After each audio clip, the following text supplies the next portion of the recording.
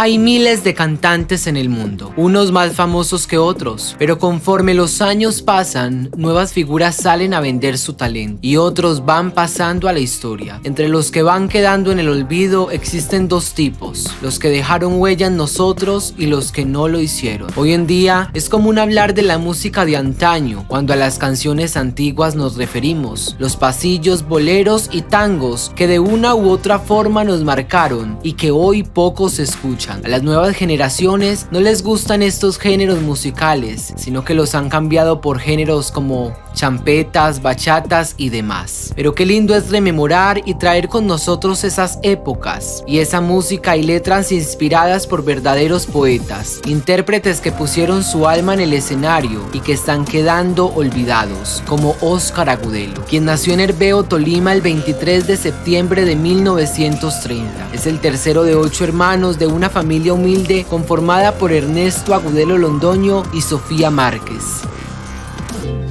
No tienes sentimiento pa'l cariño, no tienes corazón ni sabes nada.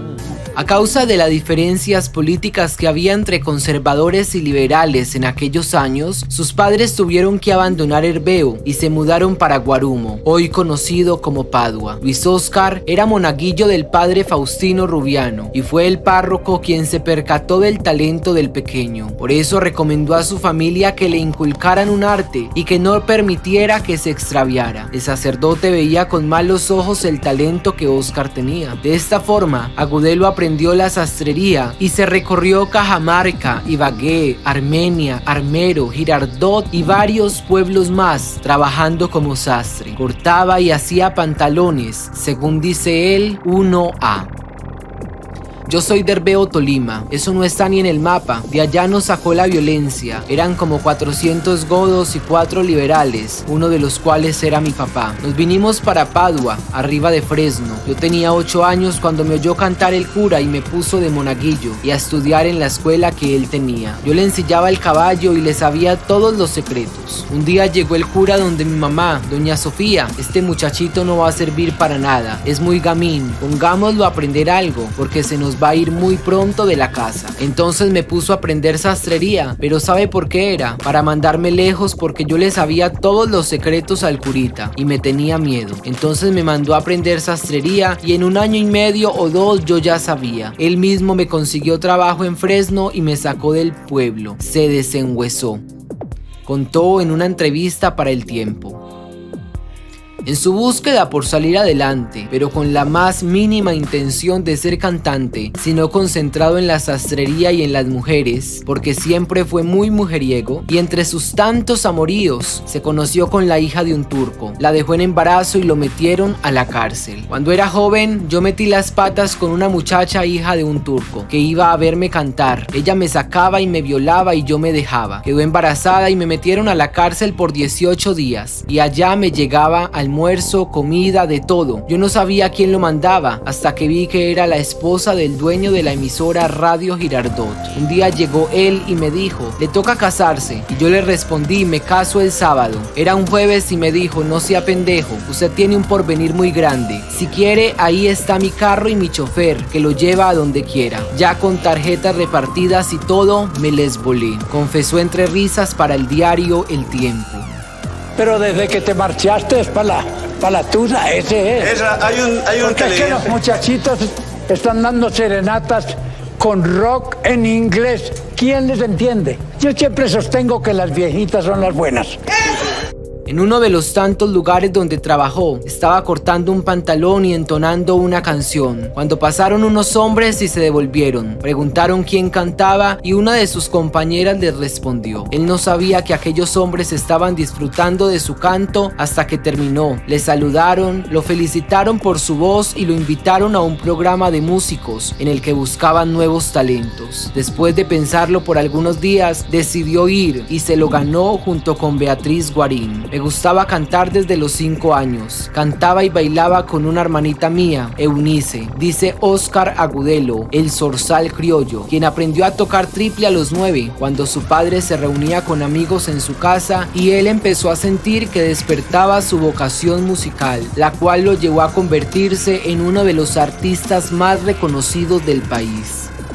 Las coincidencias de la vida y la persistencia por llegar a ser cantante. En Pereira, en una noche de farra, me encontré un par de amigos, músicos que tocaban muy bien la guitarra, y canté con ellos una canción. A ellos les gustó y a mí también, y eran nada más que Ibarra y Medina, los dueños del Pasillo Esperanza. Yo no los conocía y cantamos juntos, precisamente cuando el Pasillo Esperanza estaba en pleno auge. Seguí cantando con ellos hasta que me llamaron a Medellín. Me llevaron a ciertas casas a promocionarme, pero no gusté, explica con sinceridad y agrega que faltaba codiscos. Don Darío Campo era el director artístico, le canté y le gustó mi voz. Estaban Don Horacio Díez y Alfredo Díez, los dos hermanos que eran los dueños de Codiscos. Me oyeron y me contrataron, firmé con ellos por 6 meses. Así comenzó la carrera artística de quien se convirtió en un grande de los tangos, aunque siempre ha reconocido que el papá de ellos en Colombia se llamó el Caballero Gaucho. Recorrió Argentina, Europa, América Central y toda América Latina llevando su música. Asegura que lo que le ayudó a él fue cantar con el alma, más allá del dinero, ponerle el sentimiento a lo que cantas. Te fuiste de mi lado, Chinerequín, pa' gozarte después de mi desgracia, y no ves, china boba, que yo soy buen cantor, guitarrero y chupocaña. Otra media. ¿Qué? ¡Eso! Cuando a él le dieron la letra del éxito más grande de Óscar Agudelo, que es La Cama Vacía, nunca pensó que fuera a ser la canción por la que lo reconocerían en tantas partes del mundo. La Cama Vacía es algo así como el himno de Óscar Agudelo. Él llegó a compartir escenario con grandes cantantes como Julio Jaramillo, Olimpo Cárdenas, Los Visconti, pero hubo una mujer a quien él consideró una de las grandes, llamada Elenita Vargas. Ella, para él, fue su hermana. La última canción que cantó con él fue en Estados Unidos. Los llevaron y estuvieron 3 días compartiendo escenario. Él se fue para las Islas Canarias y ella regresó a Colombia. Fue mi hermanita durante toda la carrera. La última canción que cantó Elenita la cantó conmigo en Estados Unidos. Estuvimos 3 días, yo salí para las Islas Canarias. Elenita regresó a Colombia y cuando regresé al país, 20 días después, me dice mi señora, Elenita Vargas está maldita. Elenita era una mujer superdama. La llamé y le dije, tengo la guitarra lista, y ella me dijo no, después de 15 días porque me acaban de hacer una operación y el cuerpo está como rebelde a recibir el hígado. Le habían hecho un trasplante de hígado y a los 3 días murió. Fue un golpe tremendo para nosotros. Óscar Agudelo es un cantante del recuerdo que tiene una carrera artística de más de 70 años. A sus casi 91 años vive en Bogotá, se ha retirado de la industria musical y ya no recibe entrevistadores. Quiere terminar sus últimos años en paz y esperamos que así sea. ¿Y cuál es la canción que más recuerdas y que más te gusta de Óscar Agudelo? Déjanoslo saber en los comentarios. Lo siento de desmayar, me invadió un hondo dolor a mi partida, y a otras playas me voy para olvidar. La vida es un suspiro, y tan pronto como nacemos morimos. Hay quienes tienen la oportunidad de vivir muchos años, otros solo meses. La muerte no escatima en edades ni formas para llegar. Muchos bebés no alcanzan ni a nacer para irse, y muchos viven tanto y se encuentran ya cansados de la vida. Pero hay otros que a pesar de los muchos años que tengan, están aferrados a la vida y no quieren despegarse de ella. El Caballero Gaucho nació el 10 de junio de 1917 y falleció el viernes 9 de agosto de 2013, a sus 96 años. Aunque luchó hasta el último momento de vida porque quería seguir cantando y satisfaciendo a sus seguidores con su voz. Luis Ángel Ramírez Aldarriaga nació en Pereira Risaralda, pero vivió sus años juveniles en Ansermanuevo, Valle del Cauca. Allí aprendió la ebanistería y toda su vida trabajó la madera. Fue tallador y gran parte de los adornos y cuadros de su casa eran hechos por él. Su padre y madre fueron músicos empíricos que por falta de dinero no fueron famosos, pero el señor Pedro Antonio Ramírez, padre del caballero, se percató que su hijo tenía un timbre de voz muy particular y que podía ser un gran cantante. Fue precisamente este hombre dedicado a trabajar la madera y al comercio de abarrotes quien encontró melodioso el timbre de voz de su hijo mayor. Cada rato me llamaba a cantarles a los vecinos. A regañadientes iba, pues me interesaba más jugar al trompo o a las bolas. Señalaba con claridad este hombre, que con más de 9 décadas a cuestas tuvo 4 esposas, 13 hijos, 22 nietos y 5 bisnietos.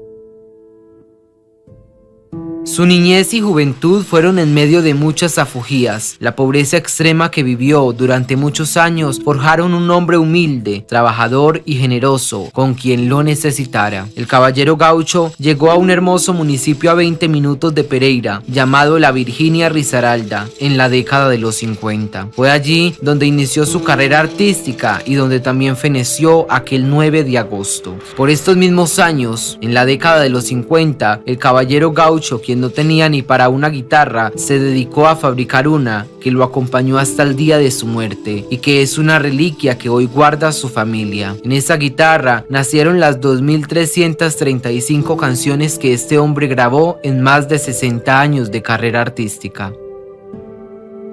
Fue Mario Arango, dueño de Discos Marangos, quien descubrió el gran talento que tenía Luis Ángel, así que lo invitó a la radio y él, convencido de que iba a hablar de algún otro tema, fue. Allí le propusieron que cantara y programaron un concierto. Con gran alegría se empezó a anunciar la presentación del caballero gaucho y Luis Ángel por poco no va al no saber que él era el aclamado hombre que programaran para dicho evento. Luis Carlos González, el famoso poeta pereirano de La Ruana, fue quien lo bautizó con el nombre El Caballero Gaucho, sin que él lo supiera. De esta forma inició su carrera artística, que sin querer lo llevó hasta Europa y algunas partes de América Latina, además también Estados Unidos. Curiosamente, solo grabó hasta 1996, pero estuvo activo hasta su muerte. Una de sus últimas presentaciones la hizo en Manizales a sus 92 años, en el 2009. Tiene que tener algo mental, diciéndome: yo soy el autor de cuando yo era un hombre, yo soy el autor de Alma de Mujer, yo soy el autor de Arañazo, yo soy el autor de Lejos del Tambo. Y dije, entonces, ¿yo quién soy? El 25 de julio de 2013, días antes de su deceso, concedió su última entrevista para El Tiempo, en su lecho de enfermo y con hematomas en algunas partes de su cuerpo, pero con esa voz que siempre lo caracterizó, dijo, presintiendo su hora: yo me voy queriéndolos mucho a todos y dejándoles un legado que le dejo a la humanidad, la música. Y me dijo: yo te tengo eso y lo voy a demandar a la RAI. ¿Cómo le parece? Por Dios, y siendo usted el autor por Dios bendito, eso con 1000 registros que tiene ya en el gobierno, ¿no? Pobre chiflao. Sí. Con su sello personal, el caballero gaucho se convirtió en el rey de la música popular. Marcó un antes y un después de la música carrilera, guasca o de cantina. Recordó en muchas ocasiones una de sus anécdotas, empezando su carrera artística. Cuando ya iba siendo un poco reconocido, pasó un carro que se paraba en las esquinas para buscar el talento de las personas. En esa época, él estaba en Armenia y al ver estacionarse el carro, cogió su guitarra, fue y cantó. Al terminar, el cazatalento le dijo: mira, en aquel alto, allá, se llama Peñas Blancas. Vaya, hay una finca que se llama igual y es la finca más cafetera de la región. Vaya y pida trabajo, que usted para esto no sirve. La gente que lo oía se enojó tanto que hicieron que el hombre se fuera. A pesar de esta situación y los muchos desplantes más que tuvo, él siempre creyó en su talento y enamoró a miles de personas en toda su vida. Inclusive, y aunque la música de cuerda ya es considerada música de viejitos, hay muchas personas pertenecientes a una nueva generación que admiran y escuchan sus canciones. El caballero gaucho Tuvo 4 mujeres, 15 hijos, 13 propios y 2 adoptados. Ana Livia Arbeláez fue su primera esposa y gran amor. Ella murió muy joven, de apenas 26 años de edad, y se fue dejándole 5 hijos. Luego se casó nuevamente con Cecilia Betancourt. Fruto de este amor nacieron 7 hijos más. Ella también falleció y luego se casó por tercera vez con Adela Duque y por última su compañera Esperanza Rojas, que lo acompañó hasta el último día de vida. En una entrevista refiriéndose a su última esposa dijo: "Yo me he casado varias veces porque mi Dios ha llamado a mis esposas, pero Él me quitó 2 ángeles y me dio un arcángel". La segunda esposa recuerda que al momento de su partida estaba tan delgada y cadavérica que seguramente sería un desperdicio para la mirada de otros hombres, pero para él se veía aún más hermosa. Dice cosas bellas y van como pintinas magdalenas buscando un bienestar. Uno no se muere como quiere ni cuando quiere, sino como se venga, pero a mí me gustaría ser enterrado lejos, por allá en 1 metro de tierra solo, sentenció el caballero gaucho días previos a su fallecimiento. El cantautor sufría de una enfermedad renal desde hacía ya largo tiempo y había tenido múltiples fracturas en su pierna izquierda a causa de un accidente casero en el baño de su casa, pero el 12 de julio de 2013 se había vuelto a caer y no se podía poner en pie con facilidad. Entonces afirmaba que ya era hora de descansar. Este abuelo de la música popular, como lo llamaban famosos como Luis Alberto Posada y Darío Gómez, sonreía haciendo sobresalir, como ya era natural en él, su peculiar bigote, mezcla de un Cantinflas con un Salvador Dalí, una característica tan propia que un día contó entre risas se le había hecho tarde para salir a hacer diligencias y se rasuró tan rápido que se arrancó la mitad del bigote y ya entrados en gastos se sacó la otra mitad. No faltó el que me dijo: "Pillo, mentiroso, usted no es el caballero gaucho", recordó un día después de haber dado su última entrevista. El 26 de julio fue internado en una unidad de cuidados intensivos de Pereira, donde expiró el 9 de agosto de 2013. Las graderías del Coliseo de la Virginia no fueron suficientes para albergar las miles de personas que llegaron hasta el municipio a causa del velorio del cantante. El féretro estuvo en medio de la cancha del Coliseo, donde gran parte de sus seguidores de la Virginia y sus alrededores llegaron. Luis Ángel Ramírez Aldarriaga, el caballero gaucho, falleció a sus 96 años de edad. Dejó un gran legado y hoy se le recuerda como el padre de la música popular colombiana. El caballero gaucho aquella tarde se despidió entre música, meciéndose en una silla al lado de una ventana que daba a la calle. Desde lejos aún se escuchaban sus cantos recios y fuertes que contrastaban con la música de despecho que salía de las cantinas cercanas a su casa. Los niños en los andenes jugaban frente a sus hogares mientras sus madres se veían al fondo y un pequeño televisor casi se asomaba a la calle. Las montañas entre cafetales de color rosa por el atardecer y una tenue lluvia cerraron aquella jornada que parecía ser el anuncio de una última tonada.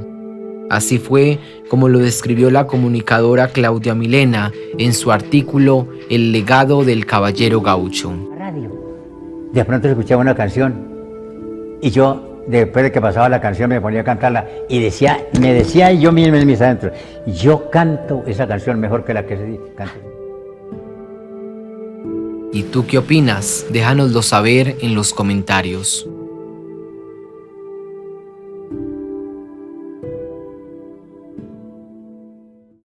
Nuestra amada Colombia siempre se ha destacado por producir cantantes excelentes, de una calidad impresionante y sobre todo que trascienden más allá de las épocas. Esperaríamos que la fama, el talento inmenso a la hora de cantar, producir o componer canciones, los rodearía de muchas personas siempre atentos con ellos, pero en este caso no fue así.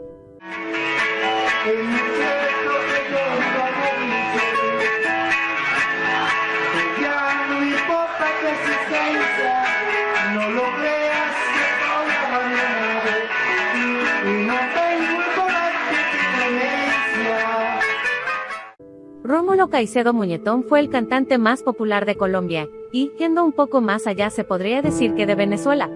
Interpretó vallenato, cumbias, porros, boleros, baladas, rancheras y uno de los pioneros de un género que tiempo después de su creación se conocería como huasca. Reconocido por todos sus seguidores como el ídolo del pueblo. Rómulo Caicedo nació el 17 de febrero de 1928, en el legendario puerto de Girardot, reconocido como la ciudad de las acacias, puerto sobre el río Magdalena que acarició sus sueños de niño y lo inspiró a cantar. El autor de Clavelitos, Andate, Me duele el corazón, entre otras. Estuvo casado con Carmen Ortiz, con quien tuvo 14 hijos, 7 hombres y 7 mujeres. La vida del artista no fue fácil, dada la situación económica de la familia. Apenas cursó 3 años de escuela sin alcanzar a terminar la primaria.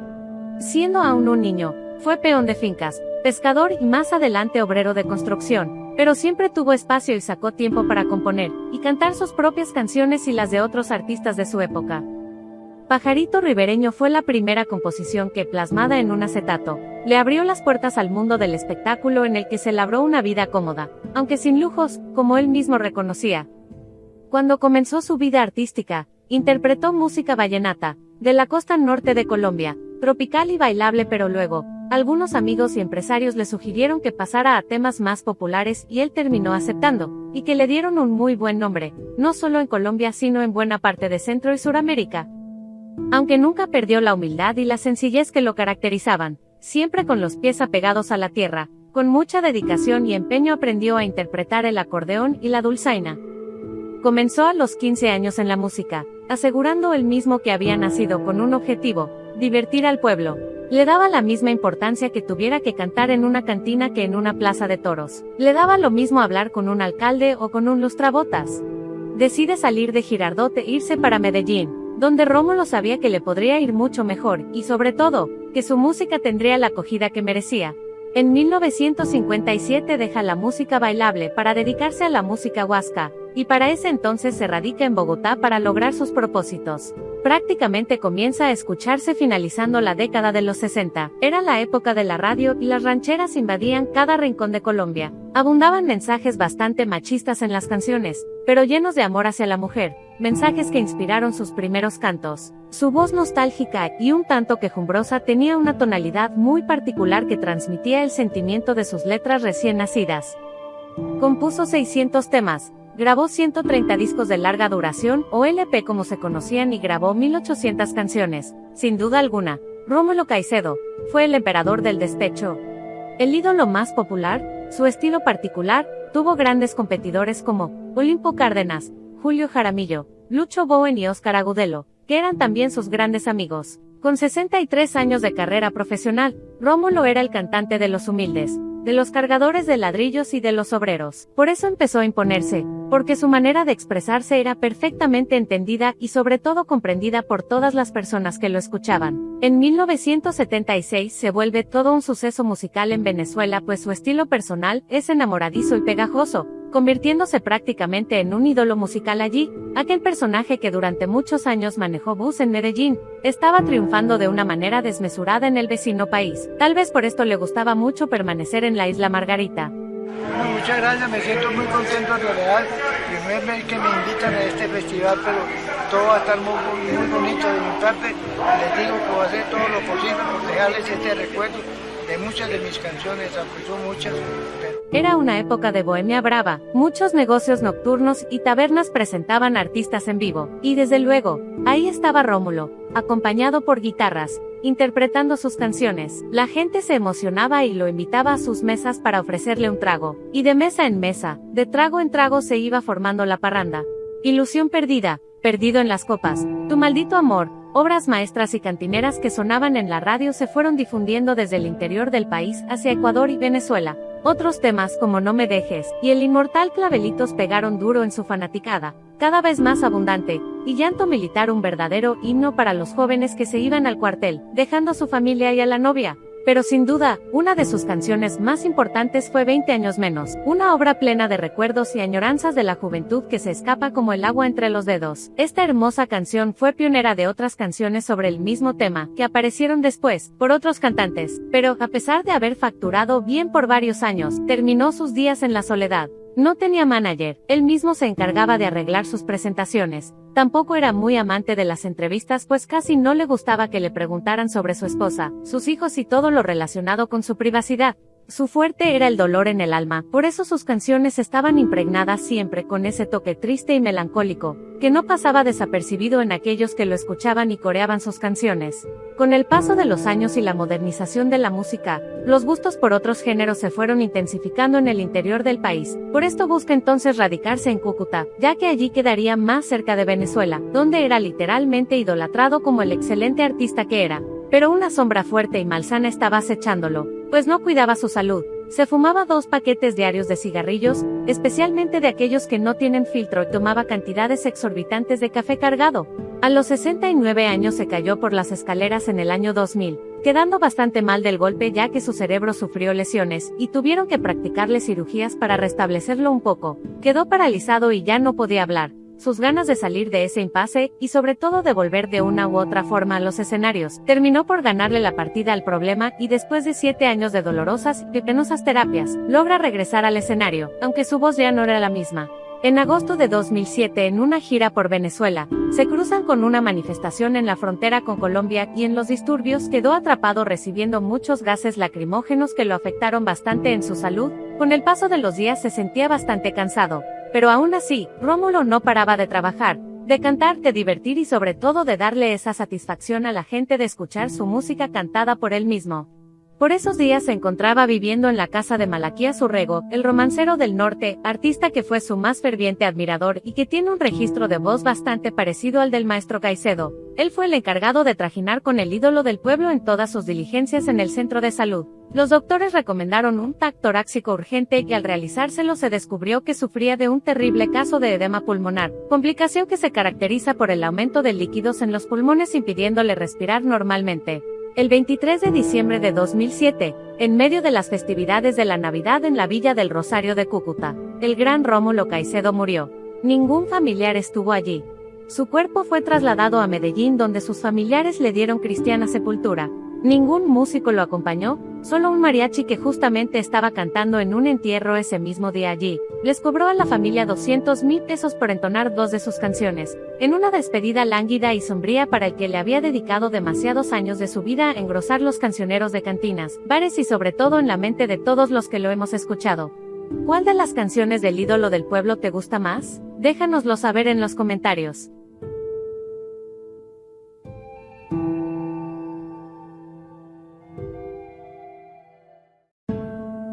Cuando hablamos de bohemia, de licor y de despecho, no podemos evitar buscar en la música el aliciente para que todo aquello que sentimos salga de nuestro interior y se convierta de una u otra forma en alegría.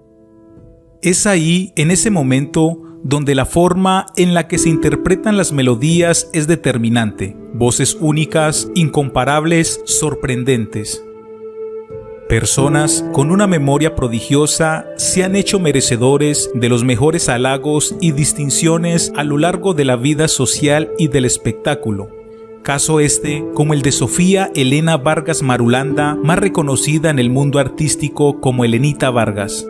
Yo he tenido una gran suerte porque el público conmigo ha sido muy especial, me quiere muchísimo, me distingue en la calle. Siempre son palabras amorosas que me dicen, mejor dicho, nunca me he sentido. Nace en el año de 1934 en Puerto Tejada y desde niña se destacó por demostrar una inmensa capacidad de memoria, aprendiéndose canciones completas. Muy poco aficionada al estudio, no se la llevaba muy bien con el concepto de disciplina ni de estar bajo el régimen de alguien o de algo. Contrario a su timidez, siempre fue muy voluntariosa, segura de lo que deseaba y luchaba por ello. No encajaba para la época en que vino a este mundo, una época llena de supersticiones, moralismos y sobre todo machismos impuestos con obligación. Fue internada en el Colegio María Auxiliadora en Bogotá, donde cantaba en los eventos de la institución con el apodo de Rosita Linares. Regresó a Cali para continuar su vida en esa ciudad. Allí conoció al maestro Agustín Lara y cantó el tema Farolito, impactando con su talento y desenvolvimiento en la manera de cantar. En el año de 1951, y apoyada por un grupo de personas que se reunieron para invitarla a participar del Reinado Nacional de la Belleza como señorita Cali, lo hizo, no tanto con las ganas de volverse reina de la belleza, porque lo de ella era cantar, sino porque se dio cuenta en ese momento que la gente la quería mucho. A los 17 años se casó con Hernán Isaías Ibarra, un abogado y senador que le doblaba en edad. No fue un buen matrimonio por los constantes maltratos de su marido y las infidelidades de este. Ella misma reconocía que no había sido un buen matrimonio, pero le dejó a su única hija con quien llevó una hermosa relación. Regresó a su casa en Cali, pero allí el ambiente estaba demasiado tenso y oscuro, pues no se le perdonaba por parte de su mamá el hecho de que se hubiera casado a escondidas y con documentos falsos, aunque esto no cambió el hecho de que su mamá sintiera el amor tan grande que tenía hacia ella. Más adelante, en 1964, su nuevo compañero de vida comienza a ser Gonzalo Zafra Villa. Esta relación, que duró 20 años, fue determinante para que la Ronca de Oro evolucionara para bien como cantante, pues en un comienzo ella buscaba en la bebida la seguridad necesaria para cantar. Se ganó el apodo de Ronca de Oro por Lázaro Vanegas y Hernán Restrepo, además de otros motes que ha tenido en su vida artística como la reina y señora de la ranchera y la voz de arrabal. Bueno, la Ronca siempre me dijo a mí, José Pardollada, por cariño se encontraba con mi marido y le decía, bueno, ¿qué hay de la Ronca? ¿Qué hay de la ronquera? No sé. Y algún día que vine a recibir un disco de oro, Lázaro Vanegas, un periodista de... Se codió con grandes protagonistas de la política como el presidente López. Tenía amigos liberales y conservadores. Además, era muy visitada por personajes de la música y el periodismo nacional e internacional, como Vicente Fernández, Carlos Vives, María Dolores Pradera, Leo Marini, Roberto Ledesma, Olga Guillot y Lucho Gatica. Igualmente, Yamid Amad, Jorge Alfredo Vargas, con quienes sostenía una linda amistad que pasaba más allá de lo profesional. Indiscutiblemente, no podía ocultar el amor y fanatismo tan grande que sentía hacia el tango, género que su señora madre interpretaba y que, según ella misma, ya las cantaba desde el vientre de su mamá. Para muchos colombianos, Helenita Vargas fue y seguirá siendo una de las más importantes intérpretes de la música popular colombiana. Si dices que nunca te acuerdas de mí, esconde la cara, no sabes fingir, verán tu mirada. No solo por toda la obra musical que quedó grabada, sino por el gran carisma que tenía sobre el escenario y hasta fuera de este. Su fuerza interpretativa, su estilo muy personal y la inmensa actitud que ponía en el escenario fue inigualable. Aún no hay otra persona o artista con este estilo y esa gran personalidad.